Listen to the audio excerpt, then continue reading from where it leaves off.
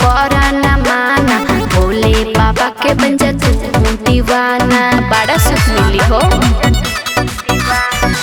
अभी तो बाटे हमरा पैसा के कमी, बात तू बुझ बबुआ के तू मम्मी। तनी थोड़ा सा आप मुस्कुरा दीजिए। सुनिए, गेरुआ साड़ी मंगा दीजिए, राजा देव घर के मेला घुमा दीजिए।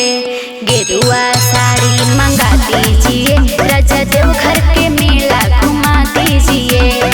समझे?